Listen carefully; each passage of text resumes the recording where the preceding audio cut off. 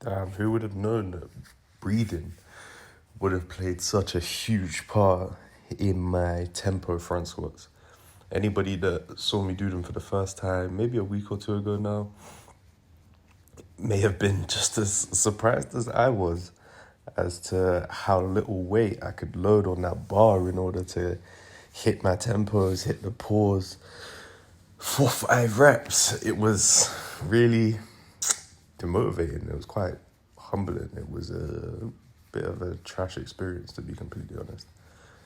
And I wasn't too sure why. Like, I knew what felt bad. The way in which I explained it was quite simple.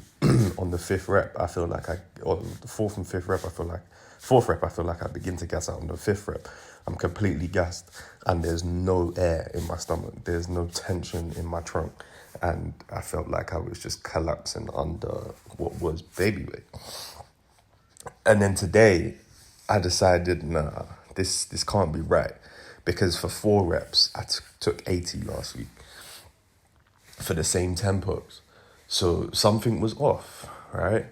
And I just knew straight away, it's my breathing. Like, something's going wrong somewhere with my breathing. I'm unable to do a breath hold per rep, keep the tension in my core, and continue that for 5 reps under that load. It was just unsustainable for me.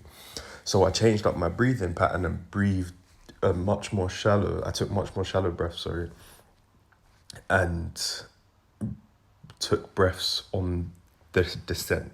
Well, I didn't stop breathing. So it was like a 1, 2, 3, 4, 5 kind of pattern, rather than just a breath hold and then do your tempo.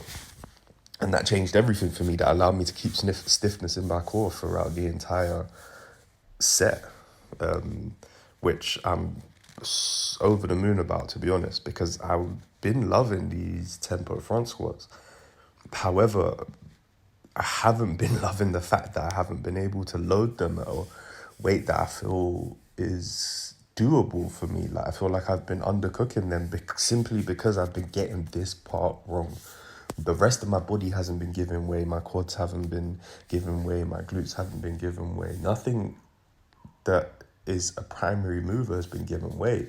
And my core wasn't even giving way from a weakness perspective. I just knew that there was a technique breakdown happening somewhere. So I'm over the moon to finally fix that. However, interestingly, I got into a conversation with a friend, a very brief conversation with a friend at the gym, and it made me realize that I actually don't understand the reasoning behind the tempos. My coach thankfully explained to me yesterday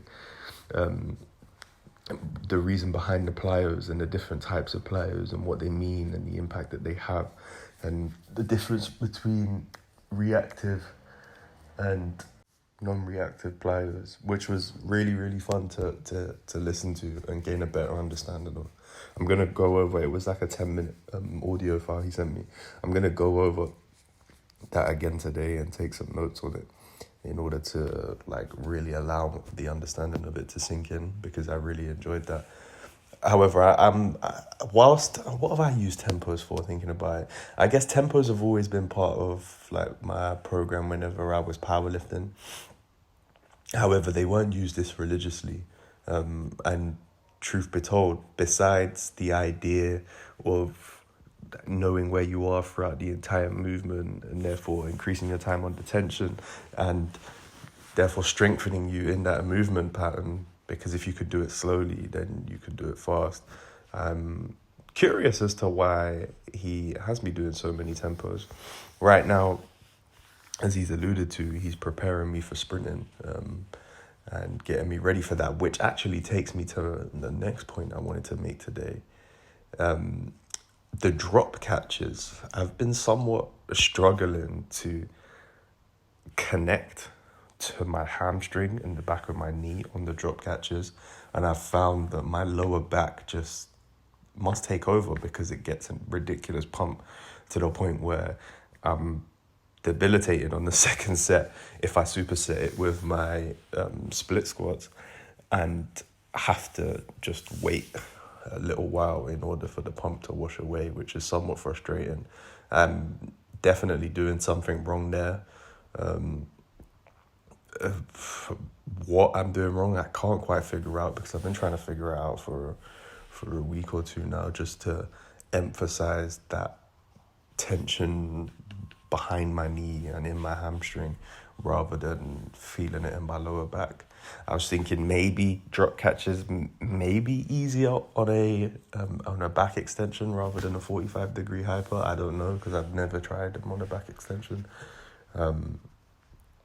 But yeah, that is definitely food for thought. Anyway, if you made it this far, thank you very, very much. I appreciate you more than you can imagine, and I shall see you tomorrow.